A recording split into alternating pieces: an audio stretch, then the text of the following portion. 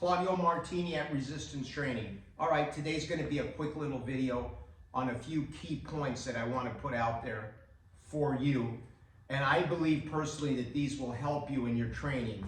All right, so I'm going to start off with number one. Probably heard this a million gazillion times from me and probably everyone else.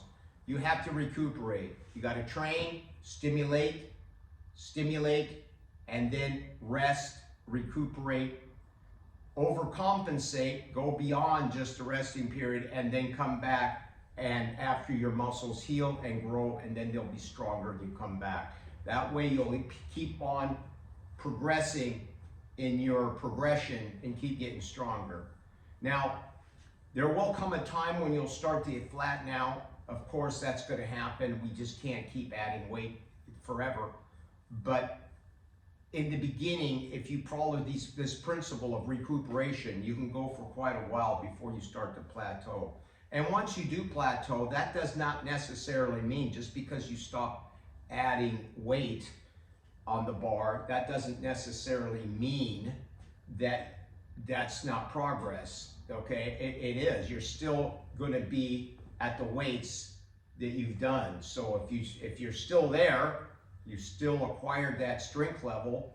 And then what I usually do is when I plateau and I can't increase the weight, don't try to increase the weight. Just let it go.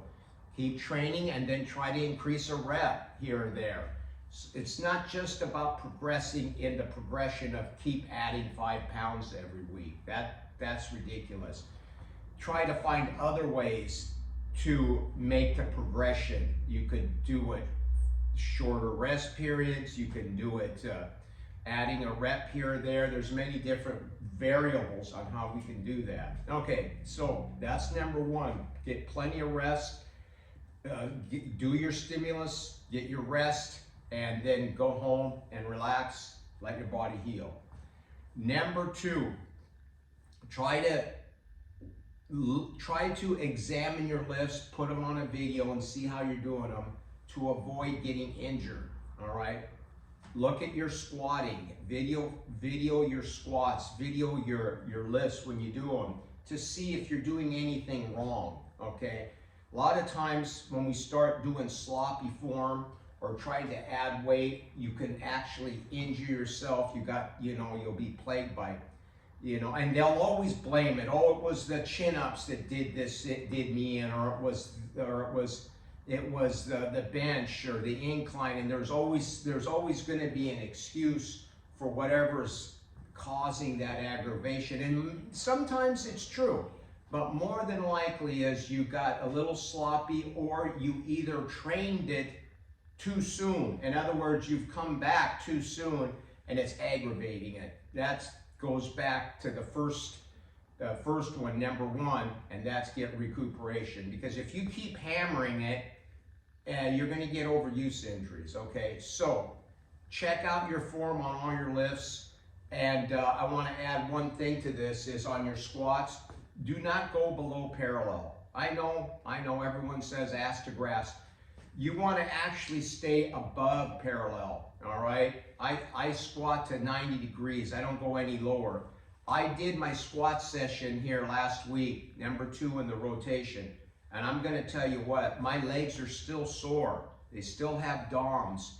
And I do not go ass to grass. I get good stimulation, and my legs are my best body part. So you do not need to go ass to grass.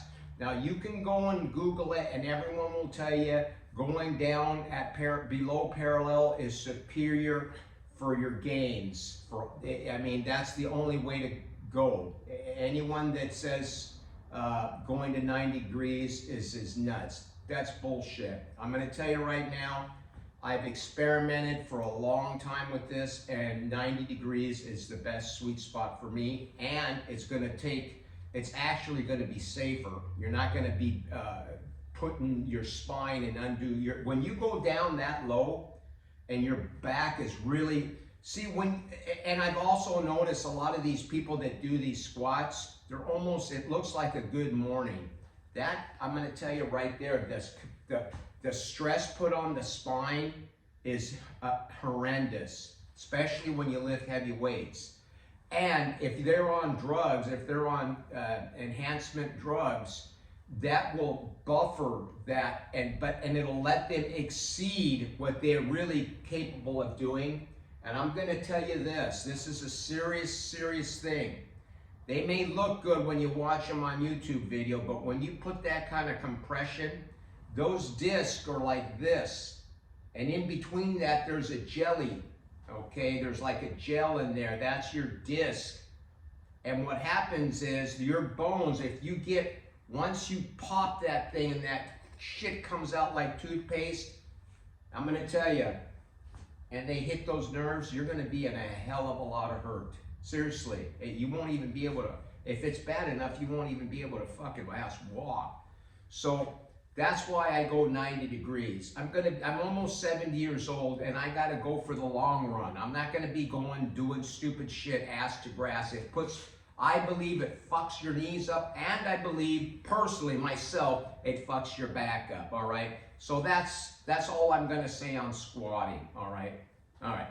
But remember, look at all your lifts. Make sure you do them correctly. Avoid massive swinging and sloppy form. And the injuries don't happen in the first 2 or 3 and the first 2 or 3 reps. They happen after you've been fatigued, when your body, you keep pumping and pumping, or rep after rep, or set after set, and they're fatigued. And usually when they're getting a state of fatigue, and you keep going and you keep trying to push the weights, that's when shit happens, all right? That's when shit's gonna snap. So be aware on where you're at when you're lifting at all times, and be self-cautious if whether you're able to go to that limit, because if you over-exceed what you're able to do, just like anything else, you know, a fast car, if you get overzealous and you want to push that car to the higher limits and you're not able to drive it because you don't have the experience as a race car driver, you're going to run into trouble. The same goes with your body. Be aware of your capabilities and your ability on where and how strong you actually are. All right, that's all I'm going to say on that.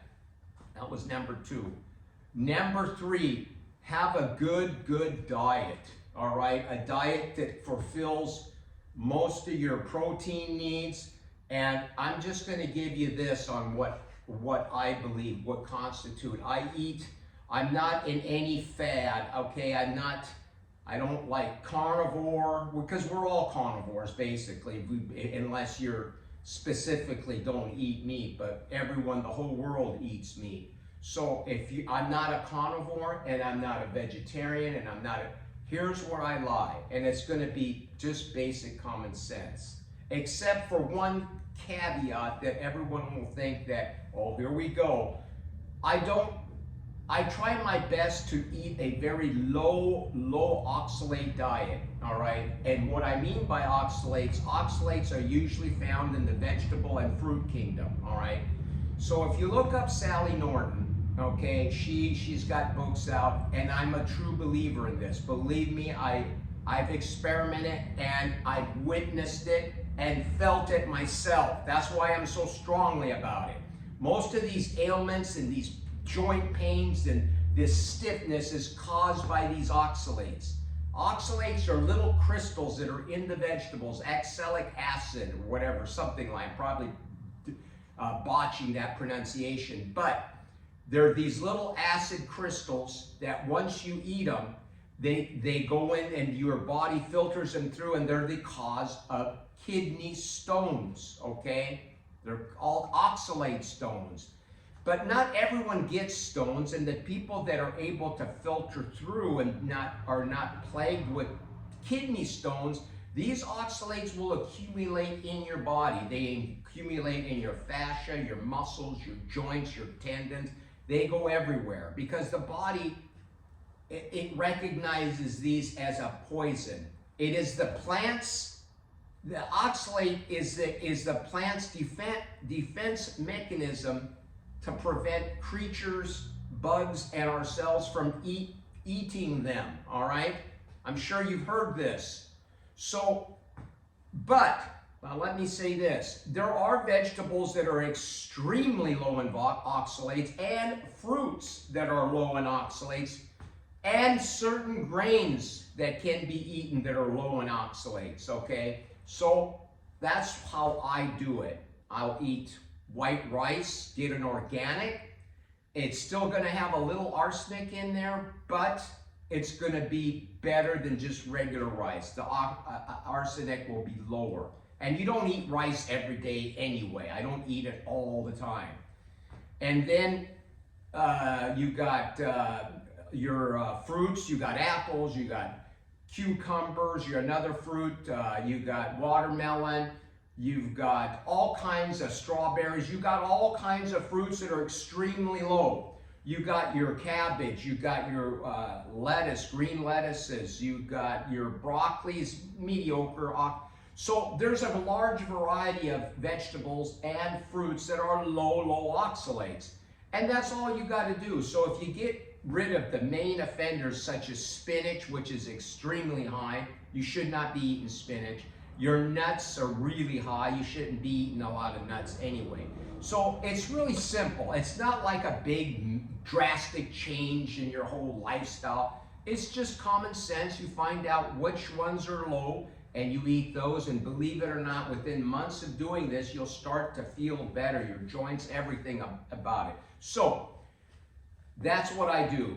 Low oxalate vegetables and fruit, lean meats, okay, like beef, chicken, fish, shellfish, sardines, clams, all those kinds of things, once in a great while here and there, okay? And I also take a good quality fish oil. That's the diet in its whole. Very simplistic, very straightforward. You're getting all your nutrients. I believe you're covering a lot of bases. You got your grains, you got your vegetables, you got your lean meats. Oh, yes, and I incorporate dairy, milk. I use Fairlife milk. I do not take any type of protein supplement. I use the Fairlife as a real food versus getting powders and go get yourself 2% or 1% Fairlife milk. It's awesome, okay? It's real milk. It's just filtered. They filter out the sugars that are in there, okay? And all the crap that's in there, so it's got a little bit of higher protein content, and it doesn't have the what do they call that shit? You know, the lactose. They get rid of the lactose, so you're able to drink it if you have lactose intolerance, okay? And it's awesome. It's a great milk. So I use that, and that's my whole diet plan. It's really simplistic. There's no radical from here to radical to there, going to the extremes. Just eat your foods and your foods will take care of you, okay? There's no need to go on the fringes. Carnivore, vegan, okay? This Mediterranean and this eat in a particular way. Just eat your true and whole foods. Get whole, real foods. I try to limit anything in boxes or, you know, frozen pizzas, and I don't eat any of that shit, okay? It's just basic whole foods. That's my diet in its whole entirely, okay? Very simplistic, to the point. All right, okay, that's number 3. All right, I'm gonna finish up with number 4, and number 4 is frequency in training, okay? I believe that you should not do any more than 3 days a week, okay? And you don't have to hit body parts twice a week, 3 times. I think hitting your body parts once a week is absolutely fine. The way I have the rotation structured is every one of my workouts is almost like a full body workout. I'll give you just an example, all right? Number 1 in the rotation consists of bench press, chin-ups, okay, tricep push-downs, all right, tricep push-downs, and preacher curls, all right. Now, if you look at that on paper, that's pretty much your whole that's almost a whole workout. You're hitting your pecs, you're hitting your biceps, your back, the chins, you're hitting your arms with your tricep push downs, preacher curls, your bicep, okay? So there you go, that's one workout. So come the next rotation, all right, which is going to be legs, all right? You're gonna be working your legs, and that's a whole body in itself. Doing squats is a whole body exercise, okay? You're using everything. Weights on your back, your hips, your glutes, your hamstrings, your quads, even your calves are being worked, believe it or not, because it's a full body workout. Then on the third, that's number 2, on the third workout in the rotation, you got your shoulders, you got your lying tricep extensions, you got your barbell curls, okay? And what else is in that third rotation? Oh, yeah, side laterals. So there again, there's almost another, it's like a full upper body workout. So you're gonna have overlap. So from Monday, from rotation 1 to rotation 2, there's gonna be always overlap indirectly. So you're always, on this rotation 3 days a week, you're always hitting, your muscles are all gonna be hit all the time, all right? So you don't need to specifically say, I'm gonna do my biceps twice a week and hit them. There's no need to, unless you're a professional bodybuilder or someone that's going to compete and you need a specialized program, all right? And you are going to dip your feet in anabolic steroids because you're taking this to the next level. On those considerations, then yes, different programming is needed. But for the average Joe, especially like me, an old fart, I'm 70, okay? I'm only 70 here pretty soon. And not even my age. Let's just take guys in their 20s and 30s. You guys should all be doing this type of routine. There's no need for doing anything different, okay? Just keep it simple, stupid, and that's all there is to it. Because at the end of the day, we're just trying to get fit and we're trying to be strong. You see what I'm saying? We want to get strong and fit. This is not to, you're not doing this to get laid, okay? You're not doing this to get, if you are, then you're doing it for the wrong reasons, okay? I'm going to tell you that. Because women look at your appearance, but that's not what really floats their boat, okay? They care more about the person, okay? I know how, I lived with women, believe it or not. I was around many women for very many years, all right? So I know kind of how they think to someone. That's for another video. But I will tell you this, all right?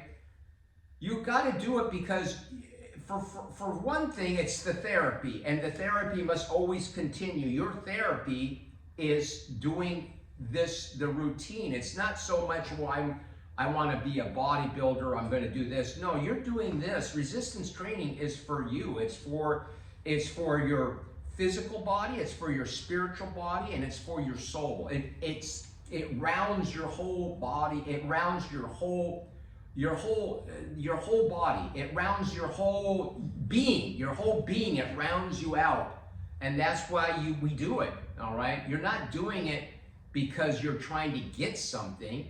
You're doing it because that's what we do. You just do it. All right. So once you look at it like that, and then it becomes a practice. And that practice becomes engraved in your lifestyle. So it's a lifestyle. It's our lifestyle. So once you incorporate it in that manner, it's just like getting up and making a cup of coffee. All right? So that's number 4. There's no need to train excessively all the time. Make your routine 4 days a week. And I'm going to go as far as to say even 2 days a week. I'm going to here, and probably the next month or 2, I'm going to probably experiment with going down to 2 days a week. I want to just give it a run and see how that's going to do me, to see if it even gives me more recuperation, okay? We'll see, all right? So that's all I have today, all right?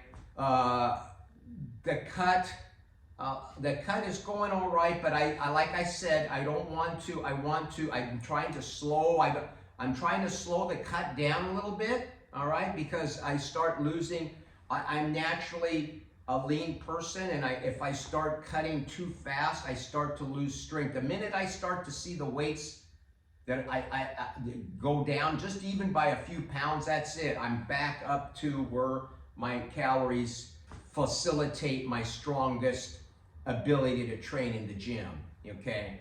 At the same time, I want to just kind of recomp and go from there and gradually make the cut and recomp, okay?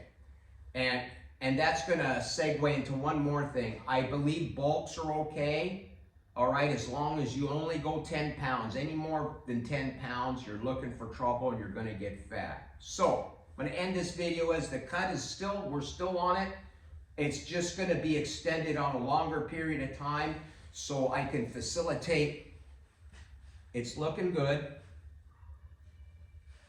Yeah, it's looking good, and we're moving along on it, and we'll go from there. So subscribe, like this video, and we'll talk to you soon.